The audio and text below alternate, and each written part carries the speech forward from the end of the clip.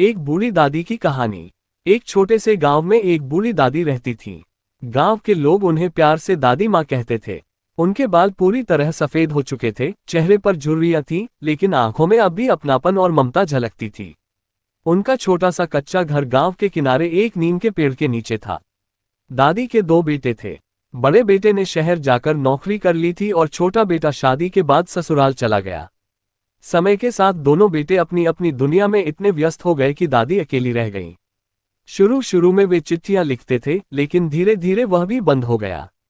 फिर भी दादी कभी शिकायत नहीं करती थी। वे हर सुबह भगवान की पूजा करती और अपने बेटों की खुशहाली की दुआ मांगती थीं। दादी का जीवन बहुत सादा था। वे सुबह उठकर झाड़ू लगाती, चूल्हे पर थोड़ा सा खाना बनाती और पास के मंदिर में जाकर दीपक जला आती। गांव के बच्चे अक्सर उनके पास आ जाते। दादी उन्हें कहानियां सुनाती, कभी कभी गुड़ या चना भी दे देती।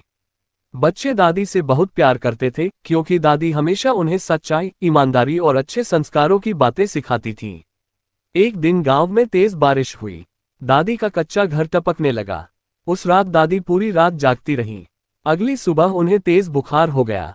गांव वालों ने बहुत कोशिश की, लेकिन दादी की हालत बिगड़ती जा रही थी।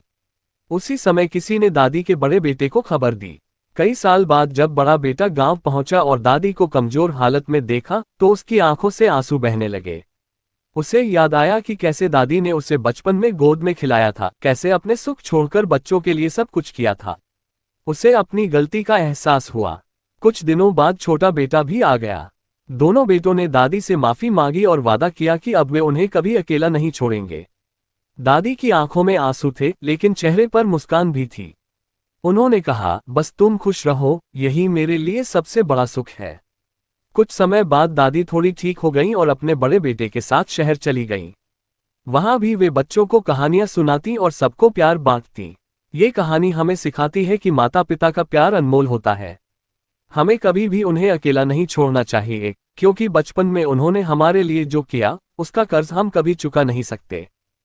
प्लीज मेरे चैनल को सब्सक्राइब कर दो।